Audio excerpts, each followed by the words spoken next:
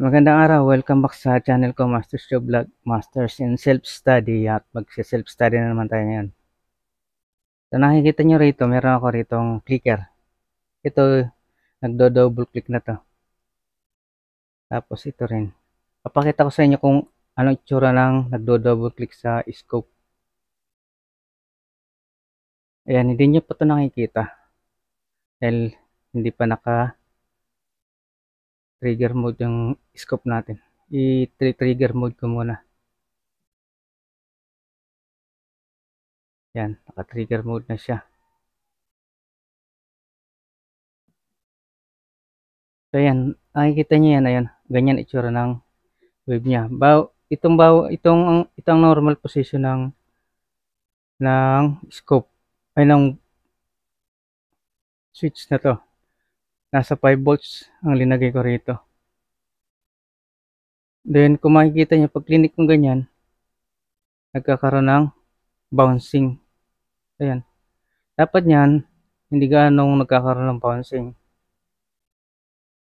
I-move ko lang ha.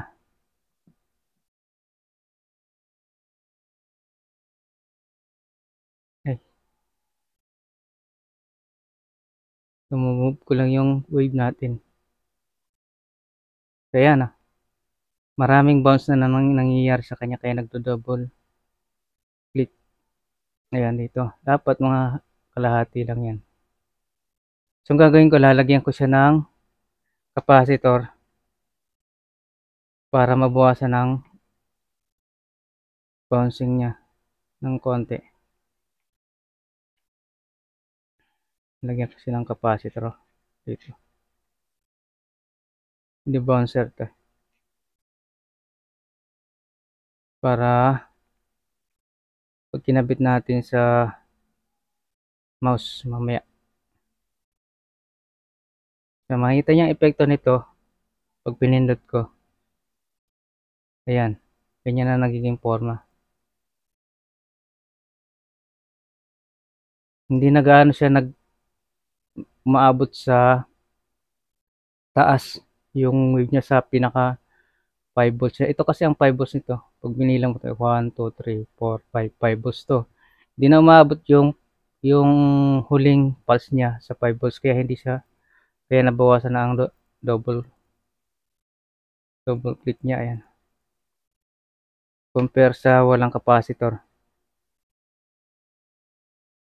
Nasasagad ang 5 volts. Ayan. Sa banda rito, naka-double click na siya. So, kakabit natin yan sa sirang mouse natin. Sabi ko muna to. Then, patinuan natin to. Pause ko muna ang recording natin at kukuha natin yung mouse. So, tuloy tayo. Continue natin ito natin. Ito yung sirang mouse ko. Hindi na ito gumagana. So, ito hindi ko muna lalagay sa computer. Lalagay ko muna ng supply para ma-check natin kung gumagana yung ilaw. Ito. So, gumagana siya, may ilaw. Ayan.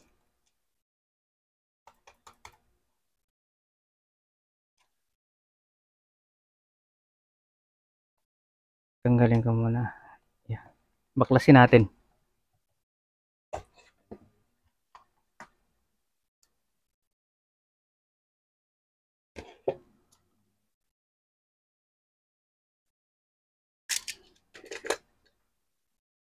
So, ito yung mouse clicker niya.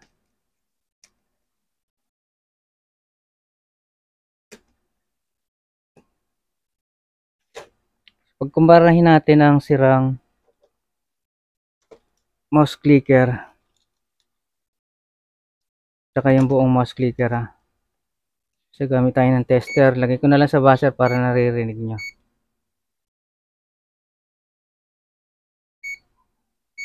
Ayan. So, ibig sabihin nagso-short to. Okay, tingnan natin yung tunog ng gumagana pang mouse clicker. Ito magdo-double check na rin. Pero gumagana to sa tester. Matetest pa rin natin yung continuity nito pagka pinipindot natin ang contact. Ay, ang clicker natin. Ay, nagpapalyan. Palyan na yung tester ko. Okay, normally, open ang testingin natin. Gitna at gilid.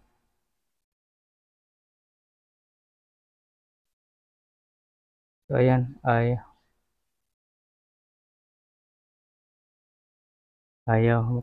Ayan, oo. Ayan, gumagana yung clicker natin. Pero hindi natin alam to kung nagdo-double click. Sa tester, okay yan. Pero sa double click, hindi natin malalaman. So, tingnan naman natin dito. Yung sirang mouse. Ay, ito. Dalawang terminal. Normally. Okay. Ayan, kahit pindutin ko siya, ala talaga. Ayaw gumana.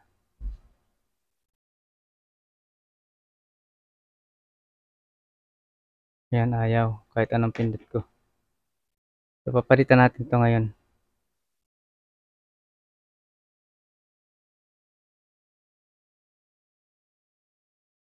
Try natin sa actual na ano natin, computer.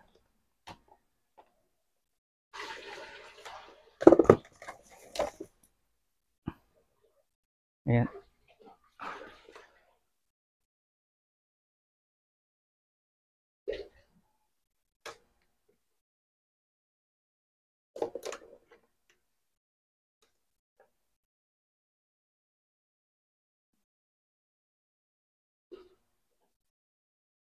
So, binuksan ko na yung computer ha. Ay, sa taas.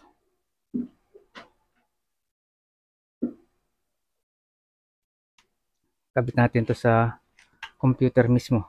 Subukan natin kung gumagana.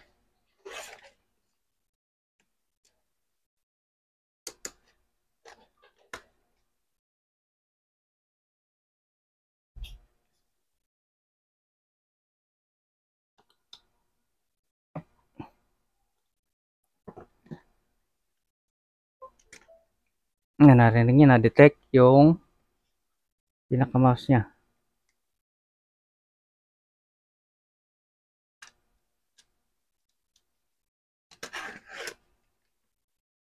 At mapapansin niya andito yung sensor niya. Ayan, yung gumagalaw. Ayan. Ito. Kita ba? Ayan, kumukuti-kuti tap. Pinutin natin ang control para makita natin ang mouse.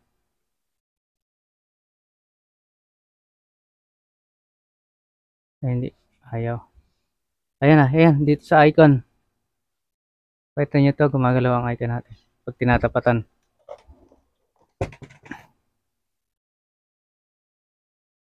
Ayan. Buksan natin tong text document. So, ay gumana. Ayaw mabuksan.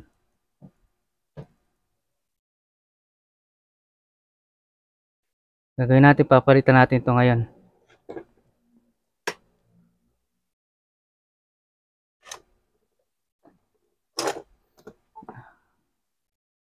Papalitan natin ang mouse natin ng actual.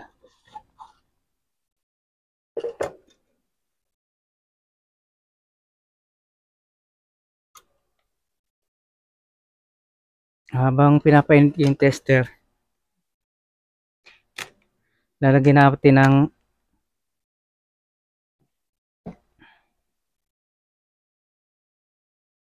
pause natin habang pinapainit pa yung tester. Ay, tester na pinapainit. Ito pala, hinang pinapainit, hindi tester. Ayan na.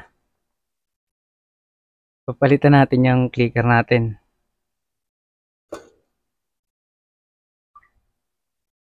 Kaya ayan. Hindi na tayo gagamit ng pump. Initin na lang natin na sabay-sabay yung tatlo. Kung ayaw mong maluso agad-agad, lagyan natin ng bagong hina. Para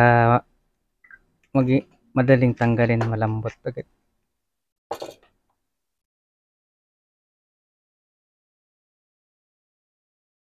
Yan, mainit na siya.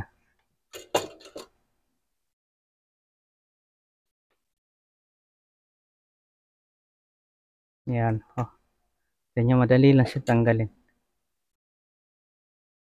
Tapos kakabit natin tong sira.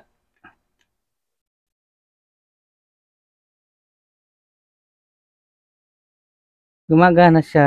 Gumagana yung ano natin. Clicker natin.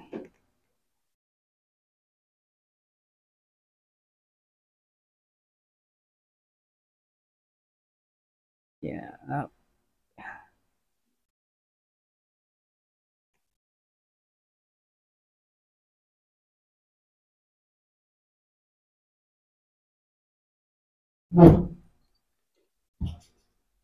Ito na. Nakabit na. Isa naman tanggalin din natin. Kakabit natin to.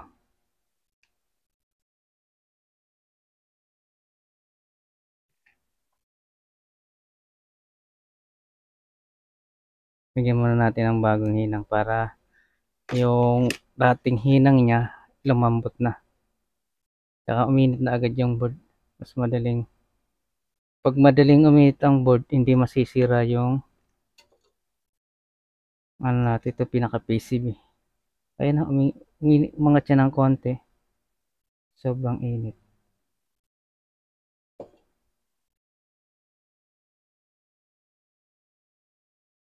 Tapos, yan. Tanggalin natin yung pinapractice natin kanina.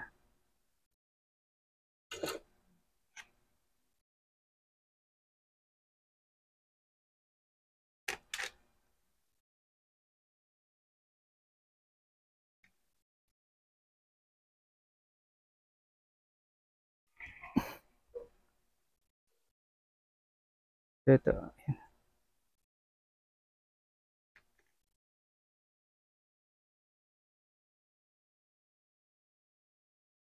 So, yan. Kinabit na natin yan. Testingin na natin. Gamit tayo ng tester. Test na natin.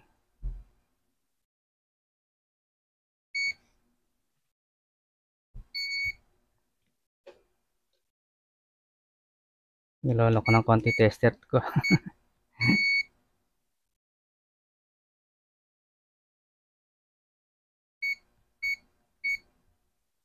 Oh.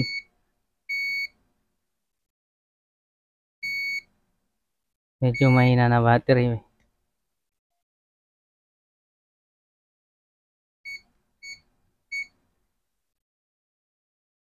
Huwag na natin gamitin itong isang tester na to. Isa na lang.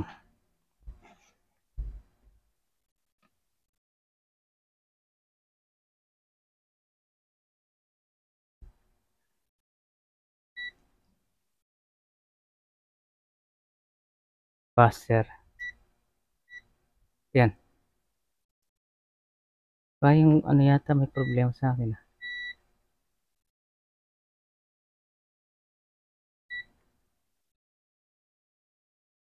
Yatang ano may problema.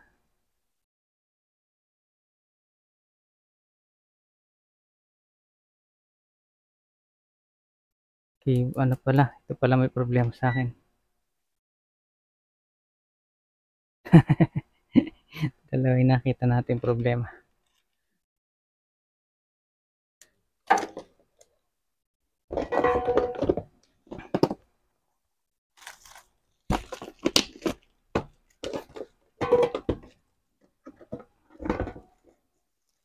Gamitin natin yung kanyang sariling probe.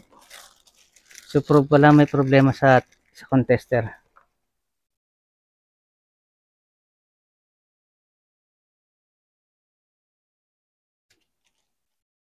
Hindi yung pinaka-tester ko ang problema.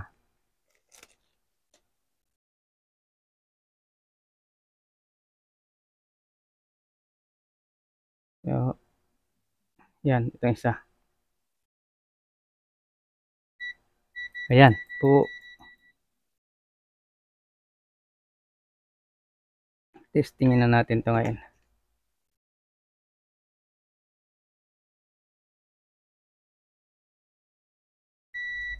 Ayan, gumagana.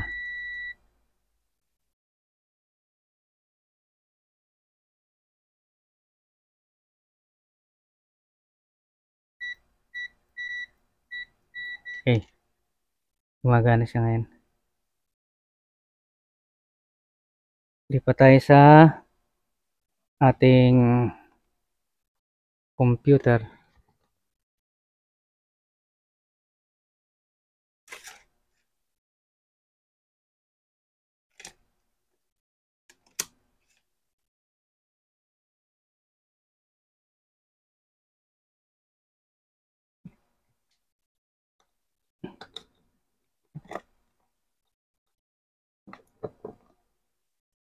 So ito. Ayan yung screen natin.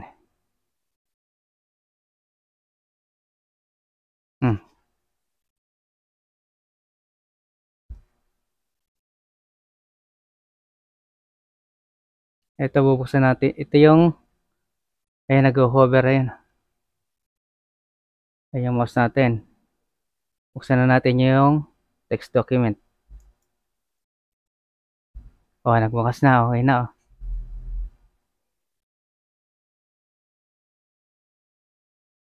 Bukas na siya. Kaya lang pag ginagamit mo to, minsan nagdo-double click to.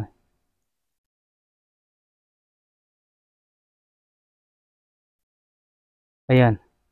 Bumitaw na. Hindi ko pa nabibitaw lang ano eh.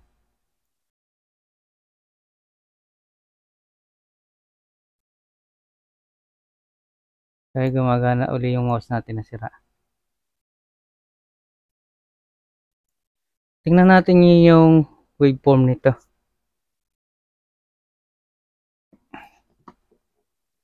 Sa ating tester.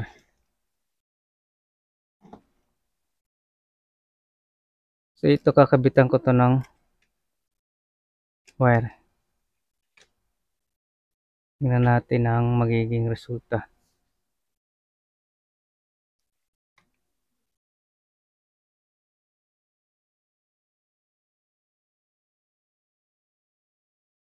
Lalagyan ko to ng wire sa ilalim.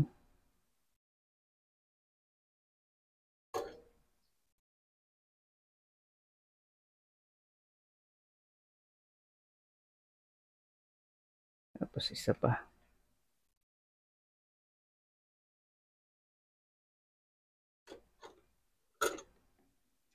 Ayan.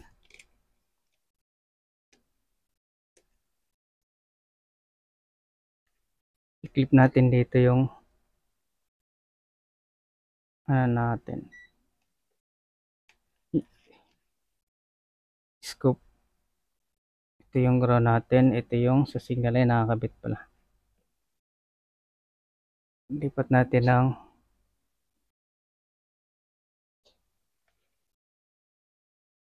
tester mode ulit sa scope.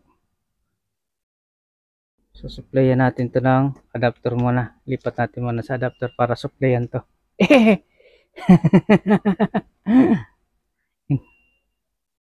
Okay. Okay, balik tayo. Hindi ko napansin kanina. Sa monitor pala tayo nakatutok bago ko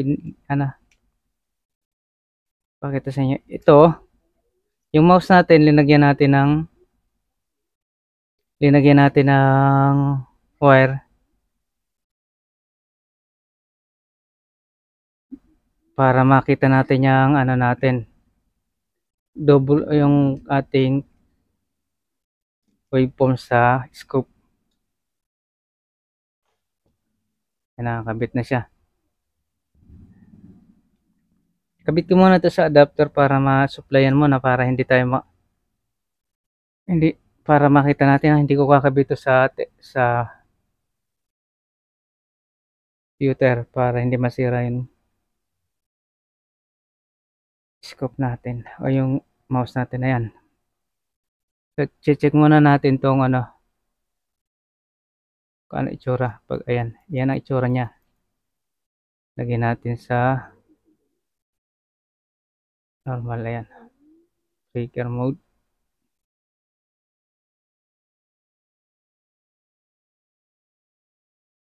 Yan ang itsura ng ano niya pag kiniklik. Yan. Mamove ko muna para masentro. Yan ang actual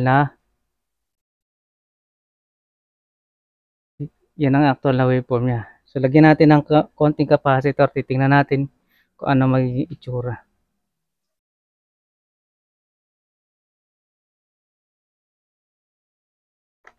Ano, wala yung capacitor natin maliit.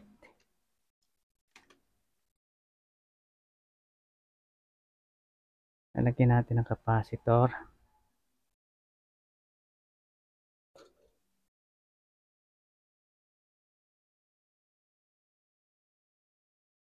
Ito, saka to.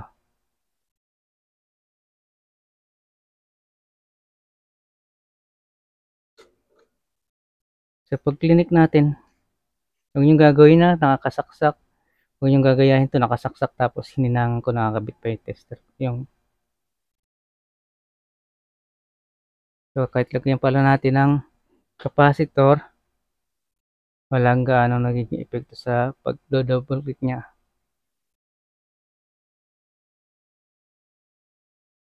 Pero tingnan natin, ayan, ito yung waveform niya, bumaba ng konti.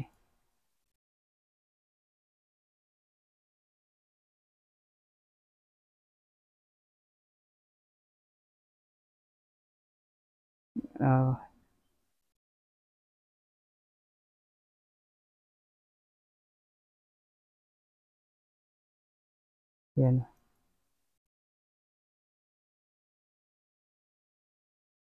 Hindi niya gaano naaabot.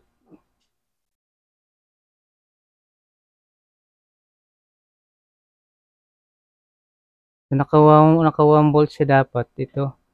Na mga kalahati lang nito ang tinatanggap na click. Ito ang tinatanggap niyang click yan. Valid click yan. Yung second, yung pangalawang click niya, ito mababa na. Yan. Kung tatanggalan natin ng capacitor, tingnan natin ang itsura niya.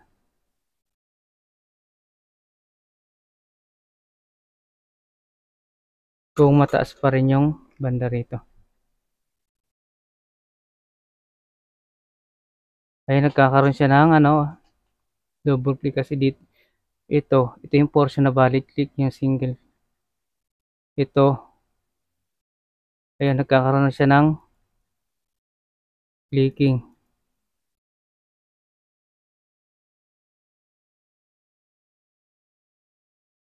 Ayan, mataas dito. Ito double click siya. Yung dalawang mataas na yan, na nagkaroon ng gap dito. Yung nagkaroon ng malaking gap dito. Double click yan. Ayan, double click yan. Pero yung malilit na ito, itong noise na to, hindi yan gano'ng tinatanggap pa. Hindi yan valid na double click. Ito ang valid click yan eh. Yung square wave na yan. Ayan, may nagkaroon siya ng double. Ito noise lang, hindi yan tinatanggap ng as ano, click. So pag linagay ng capacitor,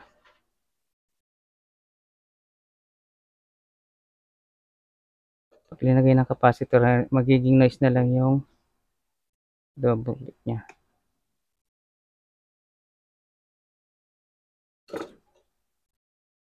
Tingnan natin.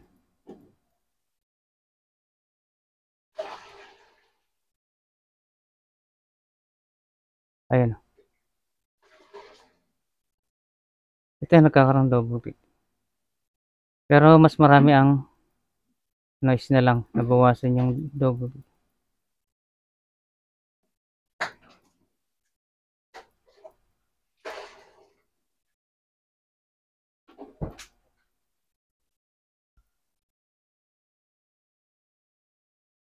Ayan.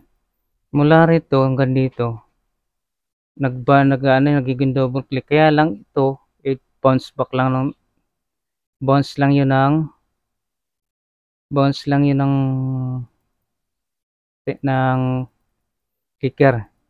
Ang nagiging double click pagka rito nagkaroon ng dalawang square wave na ganun. So ito hindi pa gaanong malala ang pag-double click.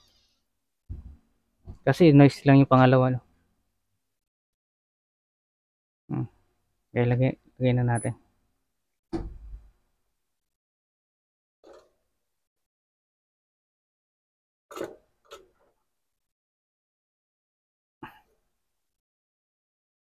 So hanggang dyan na lang, lalagay na natin sa normal yung ano, sasara na natin ang mouse natin.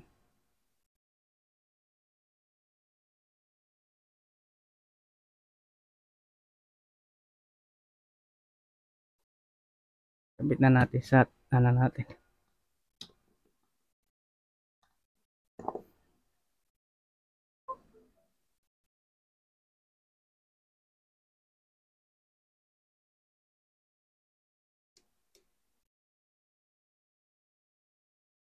Meron tayong buong isang mouse ulit.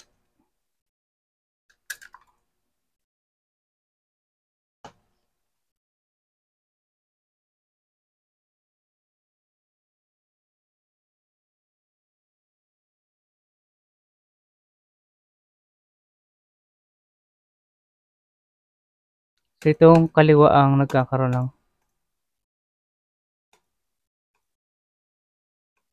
yan, medyo malala yung kaliwa pala, hindi yung kanan.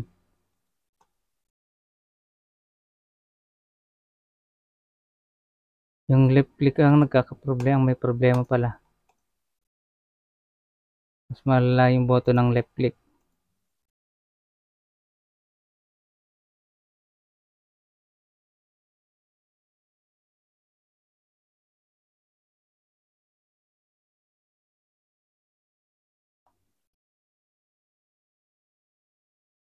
Yan ang left click.